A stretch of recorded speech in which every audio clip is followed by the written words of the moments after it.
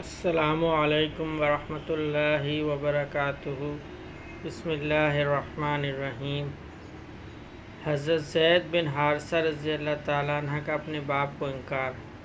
حضرت زید بن حارثہ رضی اللہ تعالیٰ عنہ زمانہ جاہلیت میں اپنے والدہ کے ساتھ ننیال جا رہے تھے۔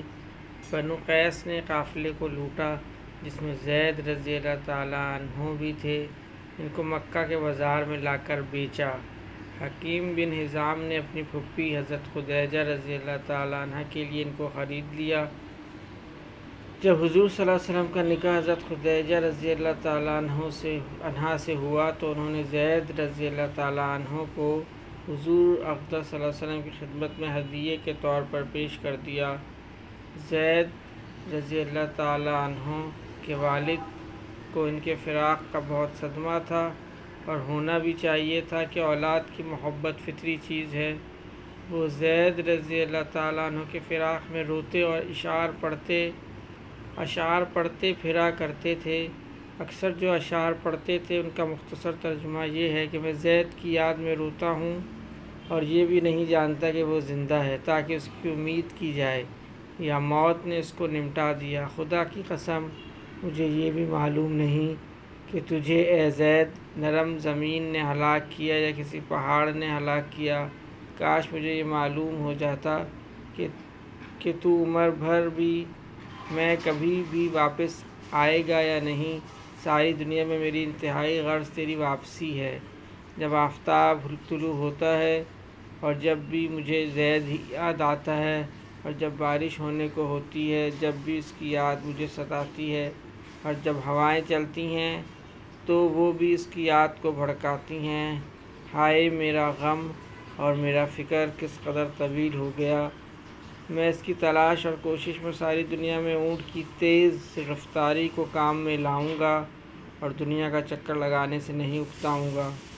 اونٹ چلنے سے اکتا جائیں تو اکتا جائیں، لیکن میں کبھی بھی نہیں اکتاؤں گا۔ اپنی ساری زندگی اسی میں گزار دوں گا۔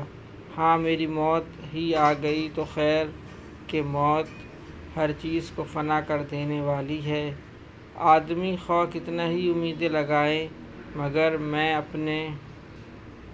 میں اپنے بعد فلاں رشتہ داروں اور آل اولاد کو وصیت کر جاؤں گا کہ وہ بھی اسی طرح زید کو ڈھونڈتے پھر رہیں۔ غرض یہ اشعار وہ پڑھتے تھے اور روتے ہوئے ڈھونڈتے پھرا کرتے تھے۔ اتفاق سے ان کی قوم کے چند لوگوں کا حج کو جانا ہوا اور انہوں نے زید رضی اللہ تعالیٰ عنہ کو پہچانا، باپ کا حال سنایا، شعر سنائے، ان کی یاد و فراق کی داستان سنائی۔ حضرت زید رضی اللہ تعالیٰ عنہ نے ان کے ہاتھ 3 شعر کہہ کر بھیجے جن کا مطلب یہ تھا کہ میں یہاں مکہ میں ہوں، خیریت سے ہوں، تم غم اور صدمہ نہ کرو، میں بڑے کریم لوگوں کی غلامی میں ہوں۔ ان لوگوں نے جا کر زید رضی اللہ تعالیٰ عنہ کی خیر و خبر ان کے باپ کو سنائی اور وہ اشعار سنائے جو زید نے کہہ کر بھیجے تھے اور پتہ بتایا۔ زید رضی اللہ تعالیٰ عنہ کے باپ اور چچا فدیے کی رقم لے کر ان کو غلامی سے چھڑانے کی نیت سے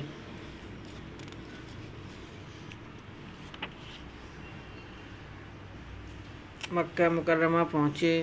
تحقیق کی، پتہ چلایا، حضور صلی اللہ علیہ وسلم کی خدمت میں پہنچے اور عرض کیا، اے ہاشم کی اولاد اور اپنی قوم کے سردار، تم لوگ حرم کے رہنے والے، تم خود قیدیوں کو رہا کراتے ہو، بھوکوں کو کھانا دیتے ہو۔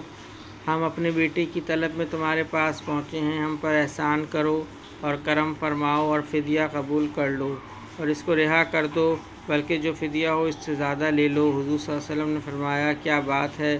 عرض کیا کہ زید کی طلب میں ہم لوگ آئے ہیں۔ حضور صلی اللہ علیہ وسلم نے ارشاد فرمایا، بس اتنی سی بات ہے؟ عرض کیا کہ حضور صلی اللہ علیہ وسلم بس یہی غرض ہے۔ آپ صلی اللہ علیہ وسلم نے ارشاد فرمایا، اس کو بلا لو اور اس سے پوچھ لو، اگر وہ تمہارے ساتھ جانا چاہے تو بغیر فدیے ہی کہ وہ تمہاری نظر ہے، اور اگر نہ جانا چاہے تو میں ایسے شخص پر جبر نہیں کر سکتا جو خود نہ جانا چاہے۔ انہوں نے عرض کیا کہ آپ نے استحقاق سے بھی زیادہ احسان فرمایا، یہ بات خوشی سے منظور ہے۔ حضرت زید رضی اللہ تعالیٰ عنہ بلائے گئے۔ آپ صلی اللہ علیہ وسلم نے فرمایا تم ان کو پہچانتے ہو؟ عرض کیا جی ہاں پہچانتا ہوں، یہ میرے باپ ہیں اور یہ میرے چچا۔ حضور صلی اللہ علیہ وسلم نے فرمایا میرا حال بھی تمہیں معلوم ہے، اب تمہیں اختیار ہے کہ میرے پاس رہنا چاہو تو میرے پاس رہو اور ان کے ساتھ جانا چاہو تو اجازت ہے۔ حضرت زید رضی اللہ تعالیٰ عنہ نے عرض کیا کہ میں حضور صلی اللہ علیہ وسلم کے حضور میں آپ کے مقابلے میں بھلا کس کو پسند کر سکتا ہوں؟ آپ میرے لیے میرے باپ کی جگہ بھی ہیں اور چچا کی جگہ بھی۔ ان دونوں باپ چچا نے کہا کہ زید غلامی کو آزادی پر ترجیح دیتے ہو اور باپ چچا اور سب گھر والوں کے مقابلے میں غلام رہنے کو پسند کرتے ہو؟ زید رضی اللہ عنہ نے کہا کہ ہاں، میں نے ان میں حضور صلی اللہ علیہ وسلم کی طرف اشارہ کر کے ایسی بات دیکھی ہے کہ جس کے مقابلے میں کسی چیز کو بھی پسند نہیں کر سکتا۔ حضور صلی اللہ علیہ وسلم نے جب یہ جواب سنا تو ان کو گود میں لے لیا اور فرمایا کہ میں نے اس کو اپنا بیٹا بنا لیا۔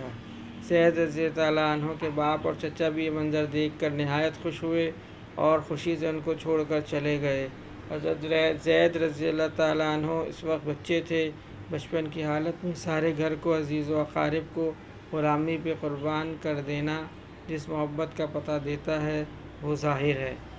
بس بھائیو دوستو، جو کچھ پڑھا اور سنا کہ اللہ تعالیٰ ان سب باتوں کو پڑھنے اور سننے سے زیادہ عمل کی توفیق نصیب فرمائے اور دوسروں تک پہنچانے والا بنا دے۔ اللہ پاک نے ہم سب کی ذمہ داری لگائی، ہم خود بھی ان سب باتوں پہ عمل کریں اور دوسروں کو بھی یہ باتیں پہنچائیں۔